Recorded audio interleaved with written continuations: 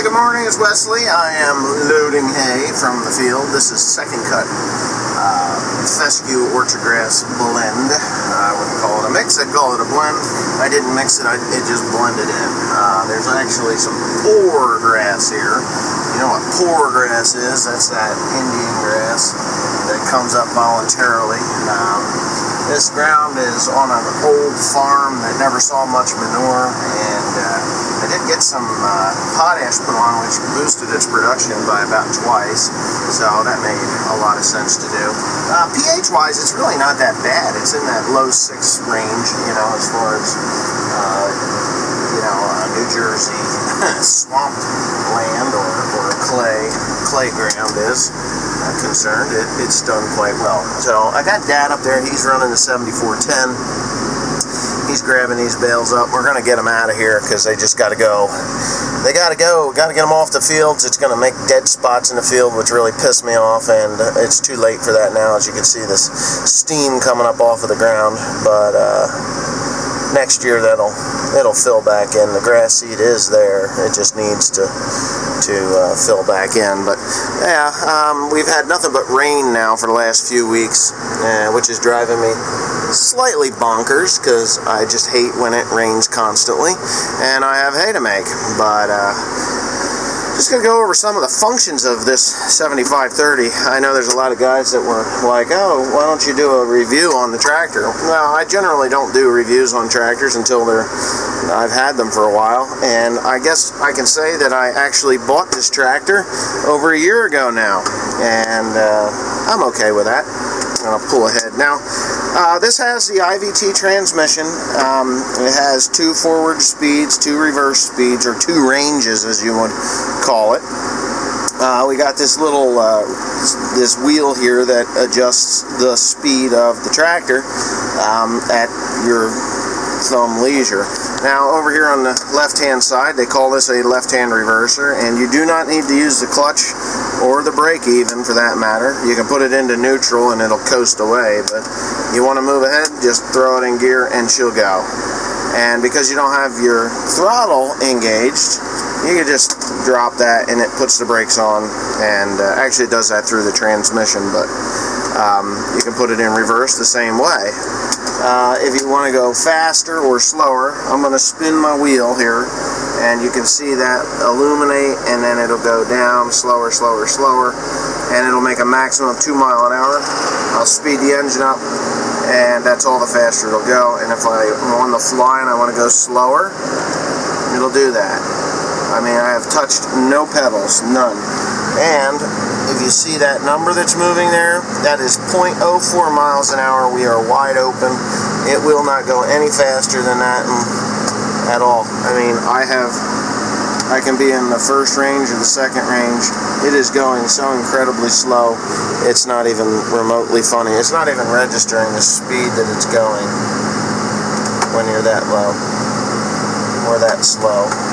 So you want to speed back up, you just give that thing a spin and she'll do what it's supposed to do. I could probably be moving yet while Dad is loading this hay up here, and it wouldn't make much of a difference. Now he's just grabbing 2 bales, dropping them up on there. This hay was baled pretty dry, and of course we've had rain on top of it, a fair amount of rain on top of it. Let me get over here, and he'll just load that up.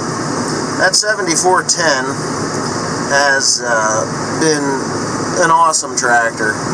Honestly, it's just done its job through and through. It really has been a really good tractor. The most I've ever done to it, of course I've had it split apart for transmission stuff, but that's just par for the course. As many times as what that tractor gets tore apart or forwarded and reversed, I feel that 15,000 hours or so, that transmission has cost me relatively nothing. Now, if I was going to pay someone to do the work that I did to that tractor, that would be considered a very expensive tractor. But I know when I buy the parts for that tractor, I generally get maybe under $1,000 worth of parts to rebuild that transmission in that tractor. And I replaced all the plates, clutch plates, pressure plates, and all that stuff that are in there. This tractor, on the other hand, everything is right here to control it. It's got this redundant little computer here, which you can tilt forward and back. I wished it would turn sideways or even be out here like the Isobus monitors are, but yeah, all your hydraulic functions can be adjusted here. You can lock everything out. If you see there's a little lock there, that disappears. As far as the automatic four-wheel drive, I can shut that off with a touch of that button there, which is nice. I'm going to put it in four-wheel drive because, as you can see, we've had a fair amount of rain. And that fair amount of rain makes a fair amount of mud. And we don't like mud. So I got my new 710-70R 38 tires on the back here. I don't think I'm going to have a problem. And if I do have a problem, I mean, you can watch this wagon. It don't have much weight on the ass end of it. It's kind of just sliding around. But yeah, it's you know, we're going to fill it up. And we're going to put a lot of tons on this thing. I'm not going to pull it back across that ditch, though. I got another way out of here. But Dad's killing off the autumn olive bush that's leading out into the field, which is nice. Yeah, that's good. This is actually my house is over there. This is a farm that's right next to my place. But when you want to stop, you don't have to push in on the clutch. You just put your foot on the brake. And I'm not using this throttle. I'm actually using the foot throttle, which I love it. I don't know why here in the United States they don't really have those on the larger tractors, but my 8530 actually has that large, or that fuel pedal, or that throttle pedal. I use it all the time. When I get in, like, well, the 7410 actually has a fuel pedal or a throttle pedal, which I use all the time when I'm loading. Dad doesn't use it. He just doesn't use that pedal at all. But when I get into, say, the 8120 or the 7810, I'm always looking for that pedal. It's kind of a pain in the ass, and I'm always looking for that pedal. And it's just not there. He's going to go over and grab that bale. I got a few bales here. This is all just second cut. There's a nice pile of first cutting over there, and that's gonna have to come home too, but not today. And what I'm gonna do is I'm just gonna load this wagon up and unhook it. Then I'm gonna go hook to the other wagon and fill that up, and then Dad will go home a different way. He'll go the back way, and then I'll just haul these wagons up with this tractor because it is so much more powerful and heavier and faster. That tractor there, we have severely outgrown it. I am actually looking at a TV 145 or a TV 67 New Holland for a loader tractor over putting a loader on the 8120 because I just think that the hydrostatic tractor works so much better than the gear drive. The IVT wouldn't be bad because you can adjust it, but I think the hydrostatic drive motors or drive tractors work really good.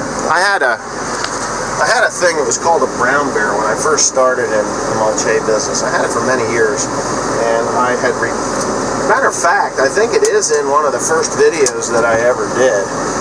I took the engine out of it and put that into the 4430 when the lovely neighbor had put valve grinding compound into the engine and ruined 3 tractors actually. 3 engines and tractors, but we won't talk about that jackass. But anyways, that was a hydrostatic drive. It was called the Roscoe Brown Bear, and it was a piece of shit, but it was a great piece of shit. It wasn't good for anything other than loading hay. I did dig some dirt with it at one time, but it just, I don't know, it just wasn't the best layout. But I liked it. I liked the hydrostatic drive part of it, and I replaced that with the 7410. The 7410, I noticed right away there was a huge difference, and I say a huge difference, I mean a huge difference in the speed in which I could load and unload a load of hay. The Brown Bear was much faster. Even though it was a bitch to start, it leaked oil terribly, it broke the loader all the time. It was just a pain in the ass. But reliability, 7410 has that thing beat hands down, but I'm looking at that TV140, TV145 New Holland, Ford New Holland, and I'm thinking, you know, that thing is a lot like the Brown Bear, but it's more reliable. I know anybody that's ever owned one likes them.